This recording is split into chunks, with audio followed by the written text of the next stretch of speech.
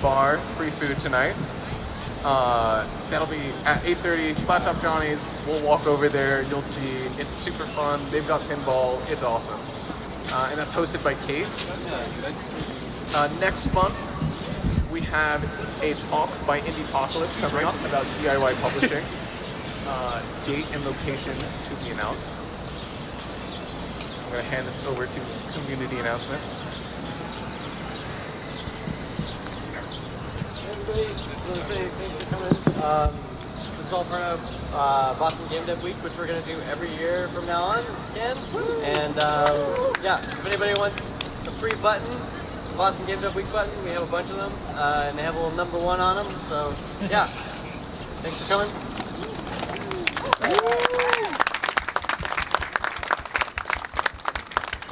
Hi everybody.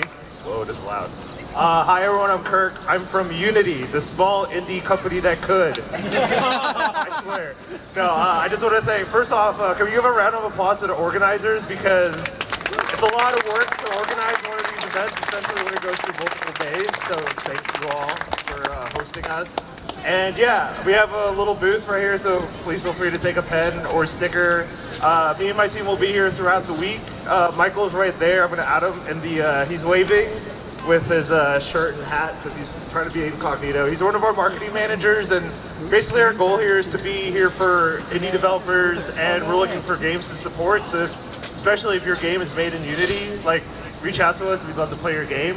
Even if it's not, just take me aside and say hi, and I'd love to play your game. And yeah, thank you so much for having us here, Boston, and then I'll be around all week, so good to see y'all. Thank you again. I also, one more shout out to, oh actually, never mind, wait. One more community event. Hello.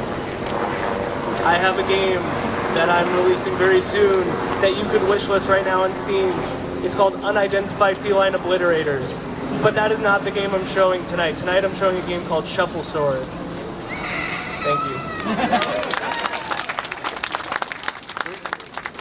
One more. Hi, I'm Evan. You've seen me around, I hope. I'm helping with Studio Blue Jay and going through local indies to run a PAX East booth. What is it? 18105 is the booth number. So if anyone's there at PAX East, I will be running merch. There's a bunch of really cool games from local developers. They're all awesome. And hopefully everyone has fun. Great. Yeah, I just want to say one more shout out to Chris Mayer. He can't be here tonight, but he puts so much effort, so much blood, sweat, and tears in this community. So thank you again to Chris Mayer. Sweet. That's pretty much it. We also have coffee hours digitally every Friday. Those links are posted over in the Slack, 8:30 a.m. to 9:30 a.m. It's a cool vibe. Lots of fun. Make sure to follow Boston Indies and Boston Game Dev and all the different socials, all the different platforms. We also have the Boston Game Dev Slack, boston-gamedev.slack.com. Fantastic resource, tons of great people, super nice. Tons of people you'll meet out here tonight over there. And Boston Game Dev is now a non-profit. Running these events does take money, surprisingly. So if you guys have any spare cash, we have a donation link up on bostonindies.com. And 100% of the donation goes towards running new events. So thank you guys all so much for coming out. This is going to be so much fun, and I'm just stoked to see you all. Hello everyone, this is Musleh. First time in Boston. I just arrived yesterday from Saudi Arabia. I'm a game developer from Saudi, and we have a game to be released tomorrow if you guys want to check it out. It's called Bahamut and the Wak Wak 3. It's going to be released on Steam tomorrow, and we'll be also in the PAX East as well. If you guys want to come out and check it out there as well, we'll be happy to, you try the game and support. That's all. This is scary, so thank you. So the basic idea is that you've got a garden in the center here, and you've got an inventory with a hot bar garden with flowers underneath. And the idea is that you need to combine flowers that they grow to create children flowers that have the phenotypes that you need. to fulfill like the quest log or whatever. You can use trackpad here. I'm looking for bright magenta. Yeah, you can see your full quest log is down here, where you can see right now you have 2 different clients, and each of them wants a different set of flowers. Bless you. We have one more slot. To show off a game for 20 minutes on the big screen.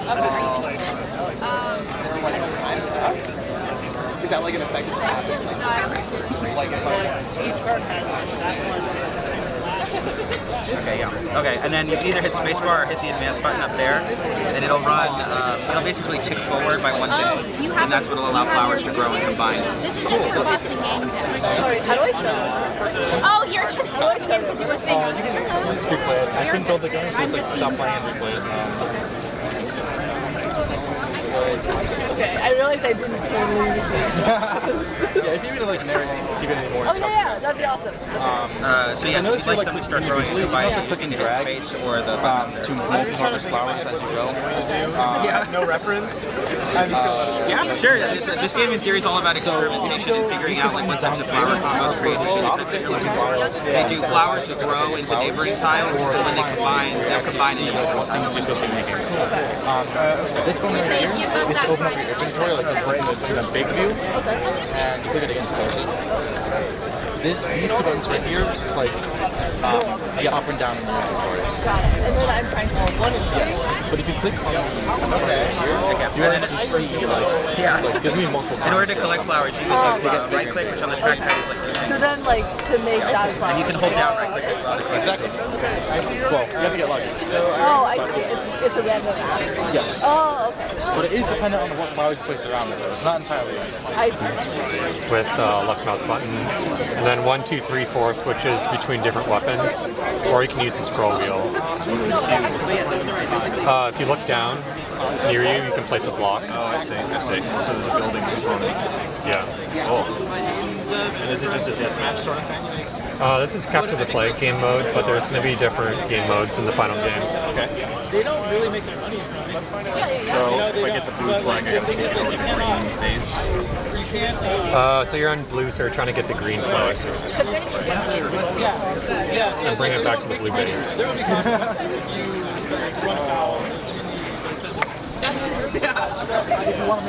Is it just 2-player, or is there more, like, if you have more players? The plan is to have up to 32 people in a server, so 16 on each team. Yeah. But these are the only 2 computers networked together right now for demo night.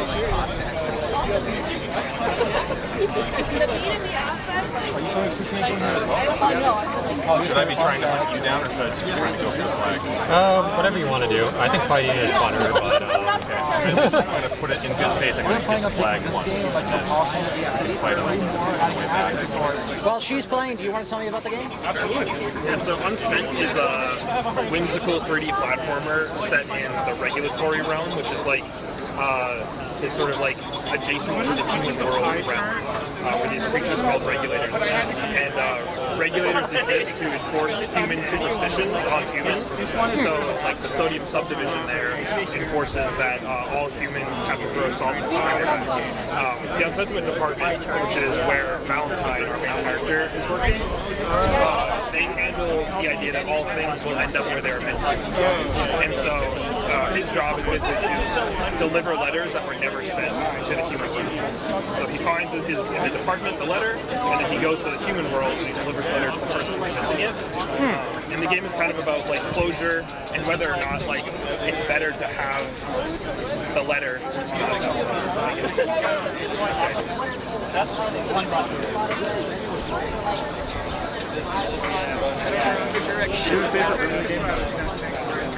The actor is up there for me. I'm really happy with that. It's good ball.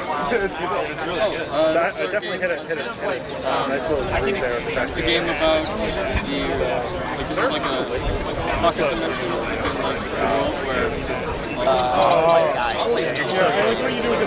Every 5th level is kind of harder.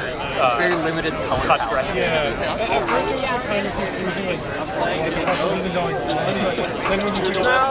Okay, like like there's this one little chart here. And I imagine going to like 4 different games.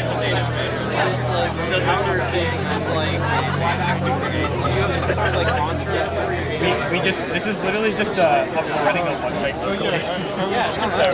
My only note would be this one is technically the same thing. I just don't know. This so it's like a touchpad. But yeah, we don't have a studio we wanted something nicer than itch. So what's kind of cool, you can actually like whatever you're using for this website, you can put that onto That's true. Oh, are you playing a deer with a gun? Yep. The game's Murdeer. So Murdeer? Murdeer. Beautiful. So not only can you shoot with your science gun, when you do the reload animation, check out. Yep. There you go. How was he holding it? You can also ram into people, and there's an attachment system where scopes, the mags, muzzles, they all just instantly attach to each other. So you get this crazy looking gun eventually. So when you finish the level, you get to buy from the shop. So you have to beat this level and get to the next elevator.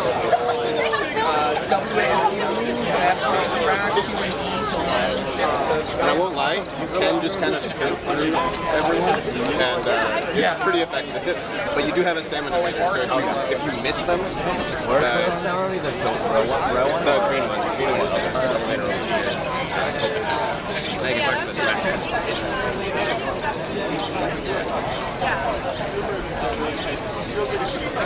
Now you can buy some stuff. I am so terrible. Oh, that's the strawberry, dude. I don't understand it. I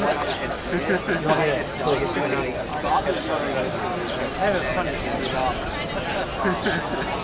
Locks back in the puzzle until I can't. I mean, I can flip it over for you. I'm looking at the UI and thinking about like how do I see what's a flipped card, right? Yeah. I agree. I had it so it would flip up like this, and then when you leave it flip back down face down. Yeah, and then the whole page slows and then you skip. That could probably work. I just buggy so I had to take it out. Yes, you figured it out. I did not try that in my place. She literally just shoves them all in one corner. She's like, I'm not doing the fox puzzle. That was exactly my thought. I'm like, no, that doesn't make any sense. Yup, yeah. Wait, hold on. Because the first fox puzzle was solvable. Was logically solvable. Yeah, it's is this one? solvable. Is this build is also by logically? grabbing all of the pieces, shoving them in a corner. I love that. That's really fun. Hi. Peace and love on planet Earth. And is it like a 0%, 100%? Apologize for the rough instructions. I did not know I was. There is a way to track your progress on like how many four solutions you're doing and which. Also, you need to know which key is There's which. not going to be that many puzzles. No, it's cool. I also use a keyboard with no printed stuff. 4.5. Pen and paper, and then you'll put it into Unity. And you just like kind of play around and see what sticks. Well, I started using pen and paper, and then I just started playing around here. Yeah.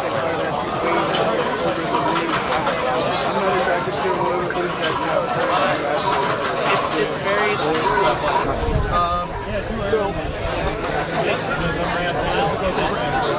Oh yeah. I'm in Unity, yeah, because I just I've used it for so long, I'm like half of least resistance, I'm using Unity. Yes. Honest to God.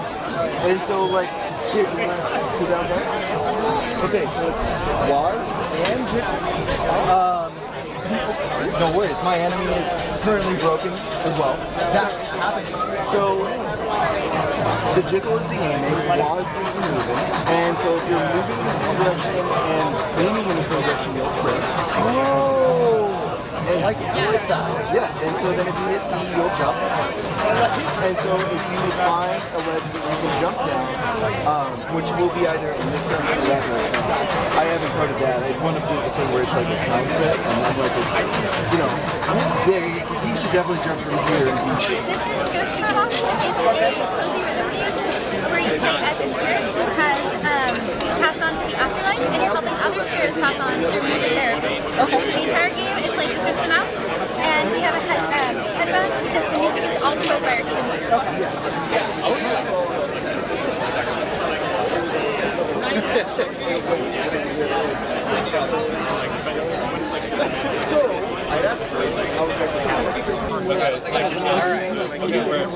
It's been, a lot of interviews, some experience, right? I kind of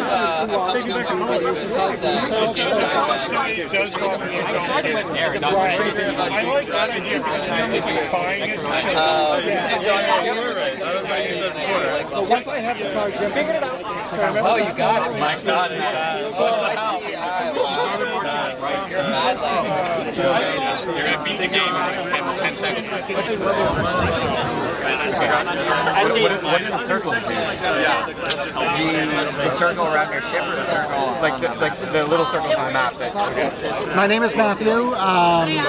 Just a little preamble here. I am a student who decided to go to college for game design at 40. Lost them all immediately. And this is my first prototype game. It's a very early prototype.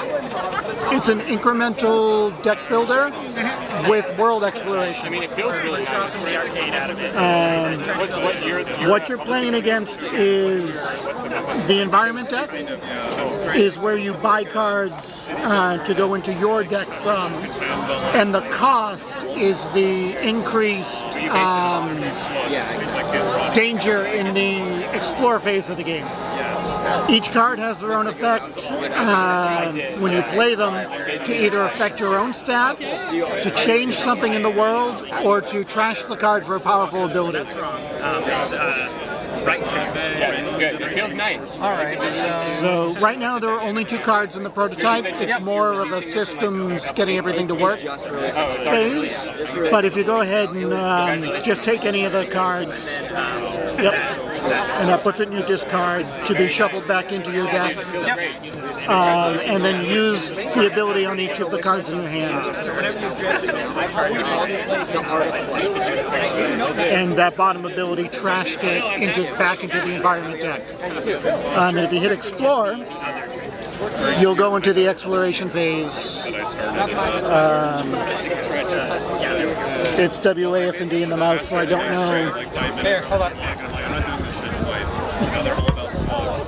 Hey, whichever one you want. Yep. Go ahead. You have a stamina meter, and that's how long you have to gather resources for before the next hand of cards. So anything with a black outline like that rock way in the background would be harvestable. There were berry bushes. Yeah,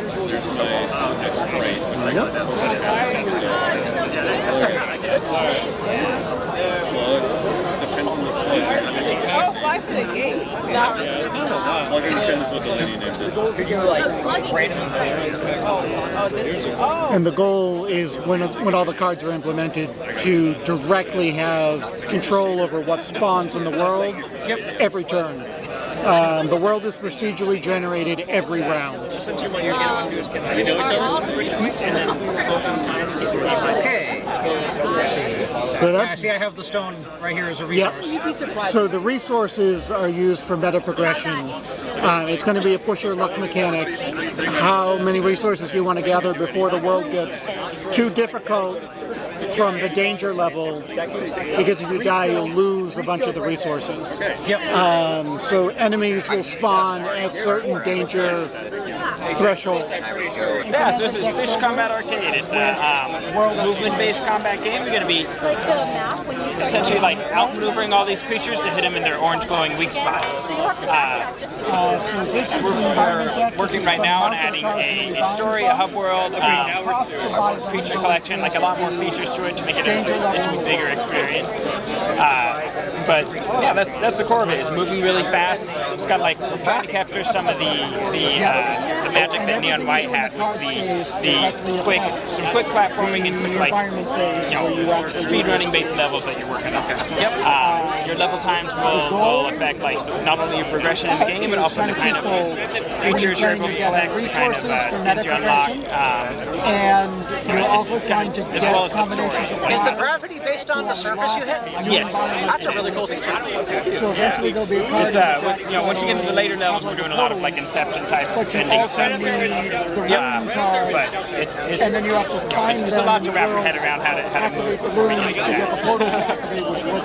This is Memoria. It's a 2D Metroidvania where you play as an elderly but very powerful sorceress who's also very forgetful. So the abilities you unlock that allow you to progress through the game are abilities she's had the whole time, she's just forgotten how to use them. And by exploring the environment and talking to NPCs and encountering enemies, your memories are sparked and you start to remember how to use them. Oh, that's cool. Does she start to forget her abilities over time as you play? Yeah, she does actually, and the map will start to fog up if you haven't been back to an area in a long time. So you're constantly re-traversing and re-exploring just to update your protagonist's memory. These are some stickers if you want. It's just the logo from the game. We'll have better stickers at PAX on Saturday. I make them all in-house. I ran out of sticker papers, so I gotta make more for it. But well, it's good to have the name written down because it helps people find them. Definitely. Camera set up. Yep. Is it playable on this one? Just this one. Oh, okay. Sorry. Yeah, we're saying like. Tell me about your game. Alright, so this is Clean Sweep. We are two of the devs. Clean Sweep is a 3D comedic character action RPG. You're basically, to sum it up in a sentence, it's like Ghostbusters but for germs, and you're a janitor fighting off giant versions of germs.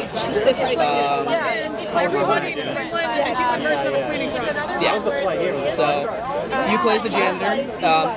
Purpose of the game: meet people in town, talk to them, interact with them, get to know more about them. The stronger your relationships are with them, the stronger your friendship, the stronger they become as a whole, and the better you work together with them.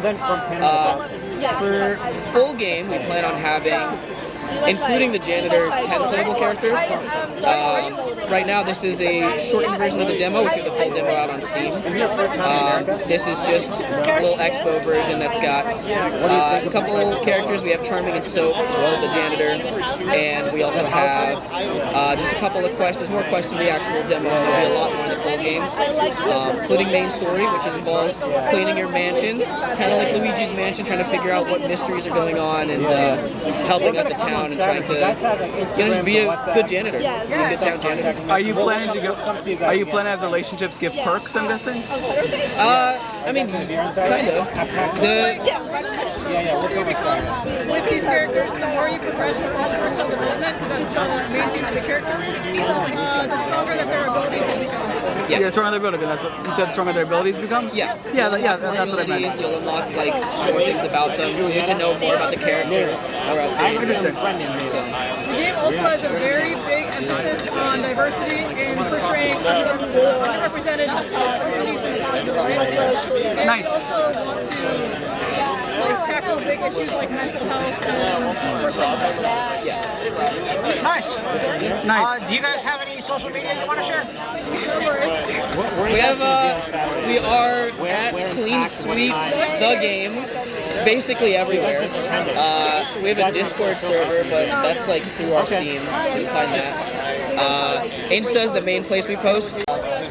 There's some combat voice acting. So tell me about your game. Well, this is like the sham version for a game we are like developing right now. This is like it works kind of like as a prologue for the full version. Do you have any questions? In the sham game, you are a guest in That's Late Night Show, and on the full version, you are already that's intern in his Late Night Show. I'll read your mind. Here's the other character. Technically wise, 64th issue of that. Swapping is encouraged because the more you swap these in combat with the becomes. There is literally measures to make more germs attack you, make combat more difficult when you don't swap characters, so it's like you'll want to bring other skins. Hello. We were like, we gotta build. And it's like, oh, now they're half the size. Interesting. But don't worry, there's gonna be more snakes. I feel like the explosions I know it's don't match. This is maybe late. I don't know if you want feedback, but like the explosions you have like some choice maybe. They are. With the, I don't know if they're blending in. Sorry. They're very high. I'll write that down actually. Yeah, we want them to be high contrast. Open the cage. Oh, there's frogs in there. Free the frogs. 15 or you need? Oh, that's a lot of frogs. That was Oh man. Oh, the frogs are coming. Now the actual size snakes. Oh, good. Those are the boss snakes. Right, because there's movement choice, there's serpents. which way to go. Winged serpents. Fundamental choice is always just which way to go. You gotta reach 100 frogs. Yeah. No, you can do game mode. Yeah. You want to play after? I've gone quite nutty with the game. Like, there's frogs. Yeah, you gotta play it. What are you doing? What's the highest number of frogs anyone's gotten so far? Ooh, that's a good question. Actually, I don't know. I think a few hundred. Wow. There is actually a person who said online that they got 2,000 frogs. We don't know if you believe that, but yeah. Is there a point where you stop getting frogs? No, you can get, if you're playing the infinite mode, you can get infinite frogs. Well, you got lasers now. So the funny thing is, have you ever had something like the frogs kind of moving a very like... That's a good question. We have not witnessed that yet, but that would be intriguing to see. I want someone to catch the game with too many frogs. So we started GMTK in Jam last August, and since last August we've been kind of working on the game. Yeah. Unity. I'm mostly an artist. You gotta ask the programmer.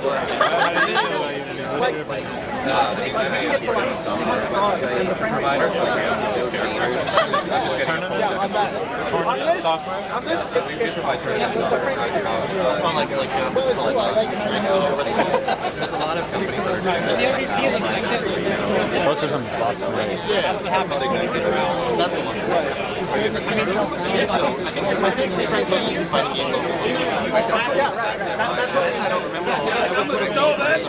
So how do you guys? You said you're the artist. I'm one of them. Where? So how many people? Alright, tell me about your game. So this is Go Scavenger. We're probably going to adjust the name, but the concept of it is essentially there's like drifting mechanics. So we're the idea is similar to like space combat, where if you hit walls you get hurt, but otherwise you can kind of shoot and fly around and stuff like that. The secondary concept that we were planning on is, or like we were basing this off of, is like enter the dungeon except you can get out with your build. So like instead of having to continue, you can be like, I really like this one part of my build, let me get out, put it away, and then I can like actually get like the build that I would be dependent on RNG to get. Otherwise, we're also big fans of like Rocket League, and there's like movement where you can get to top speed and smash things. It's very dangerous in that area. I would stick to the red space. But yeah, that's kind of the core concept, and in the end of the game, you're basically gonna have to like start in an area, kill a boss, then you get a key to get in another area, and then once you kill 3 bosses from 3 different acts, you have to kill a final boss, all in a single run. So we were planning on something where like you'd have to get out enough times and fight the bosses enough times to know what counters them, and you go in with a full bag of like gear that'll let you essentially counter the bosses in a good way, and you can finish the game that way. It's very difficult, it's punishing, but we found that when people get used to the movement, it feels really good. There's a lot of bullet reflection, there's a lot of bouncing off of things. Teaching players to have to ram enemies has been an interesting experience. But we put in enemies that basically force you to do so. Ones that like are just a shield, they reflect bullets until you smash into them, stuff like that. Yeah. And we're feeling good about it. It's been a good playtesting experience today. I'm doing an action shot of you. Like someone will introduce you, I'm like, hi, I'm not gonna remember. I'm more focused on like the interaction, you know, so it's like, I'm Steven. Savannah, nice to meet you. Savannah? I'll try my best. My sister's best friend. See, I can just get her. This one's yours? Yeah. Tell me about it. So it's a puzzle adventure game in an underwater universe. All the characters and creatures are inspired from 1000 Level. They're all Arabic Middle Eastern mythologies. The first mythology is Bahamut. It's a huge whale carrying the earth on its back. He's responsible for the light and kindness and softness. And on the other side, there's a creature called Planet. It's responsible for darkness, strictness, and stuff like that. So So they kind of create a yin-yang relationship, and then as in this movie, they fight and balance is disrupted, and then your job as the main character to kind of bring back the light to the ocean and bring the balance back to the ocean. The main thing in the game is drawing mechanic, inspired by alchemy, where you draw certain shapes that does different actions in the game. Yeah, that's it about it. Well, this is Be Honest. It is the only horror personality quiz, and it's basically like if BuzzFeed was haunted by an entity that wanted to steal your eyes. Ah! Pleasant. Yeah.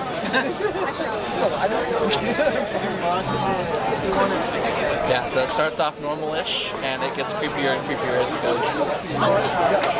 Creepier as in like it just starts asking you more unsettling questions, or like More does it hack your specific Facebook? questions. It does a little bit. Hey, Greg. Does it hack your Facebook? It does not hack your Facebook, but it does do things like take control of your mouse and get your information off your computer and open up Notepad document with a bunch of eyeballs on it.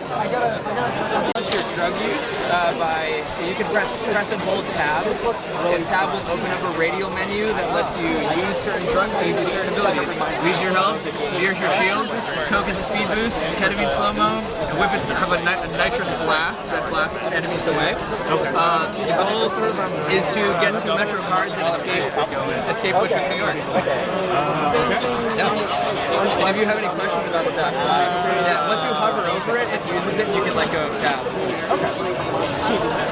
Am I doing this the right way with the camera moving like this? Yeah. That's what it's supposed to do. It's only like the direction that matters, right? Not the distance. So I'm faster right there. And it, kind of UI. And then 1, 2, and 3 chooses different guns you can use. So it makes it really easier to target. Shooting.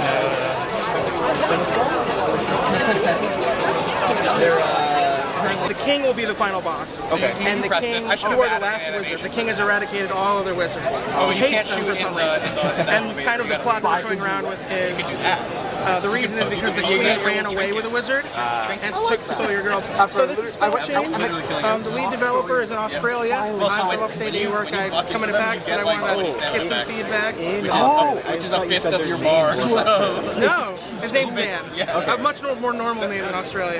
But he lives in Australia. And we're gonna turn it into a roguelike. So it's gonna be like 10 levels that are I way noticed bigger this than on this, Reddit. and then like cool, and I messaged him and actual said, bullet effects, "Can I like help you bouncy with this? bullets, You don't have to like pay me. auto It's just, fire, like and then we just started working together. So plus we're all of this. designing the game together. I'm helping with marketing, and we're coming up with new stuff every day. So he's actually a CAD engineer. He has a full-time job in Australia. And then like after his full-time job, he comes home and he works on such this. like I mean we've been getting He's a crazy dude. but like I just keep thinking like what if we had plushies? We had like a deer plushie. So if you want to go to the next level, you gotta go up and sleep in the bed. Oh yeah. Well, you can keep that around too. I just want to let you know. I just QA test. No. I'm enjoying destroying everything. Oh please go ahead. I just didn't want to make you confused or anything like that.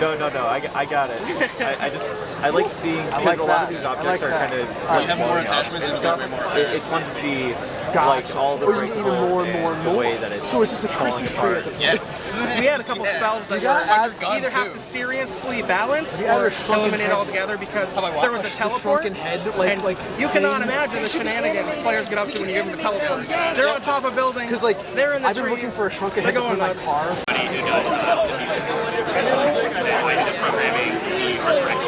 It's just not, you can call it that.